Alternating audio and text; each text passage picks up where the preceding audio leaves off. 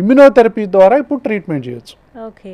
అదే dust మైట్ని injection రూపంలో కానీ, చుక్కల రూపంలో కానీ, డ్రాప్స్ రూపంలో కానీ, ట్యాబ్లెట్ రూపంలో కానీ, సబ్లింగ్వల్ ఇక్కడ పెట్టి ఒక సంవత్సరం పాటు మనం అదే డస్ట్ మైట్ని అంత కొంత కాన్సన్ట్రేషన్తో ఇక్కడ ఇస్తే తర్వాత రియల్గా డస్ట్ వచ్చినా కూడా మనకేం కాదు.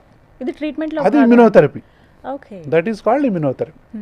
అంటే గ్రేడెడ్గా డోసు పెంచుకుంటా పోవటం, పెంచుకుంటే కొంతకాలం పాటు దానికే ఎక్స్పోజ్ అవటం.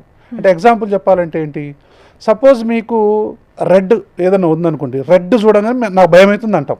అమ్మో నాకు భయం అవుతుంది సార్ రెడ్ కలర్ అంటే అని అనుకుందాం అనుకోండి. అంటే మీకు దేనికి ఎలర్జీ ఉంది? రెడ్కి ఎలర్జీ ఉంది, అవునా? ఈ రెడ్నే నేను ప్రతిరోజు చూపిస్తాను నీకు.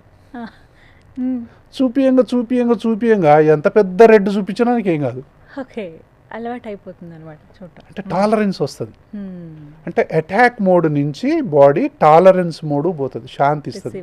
శాంతి శాంతి శాంతి శాంతి. అంటే we are teaching the immune system don't get aggravated, don't enter into attack mode, be peaceful, be tolerant అని నేర్పటం ఇమ్యూన్ సిస్టమ్కి. అదే ఇమ్యూనోథెరపీ అంటే.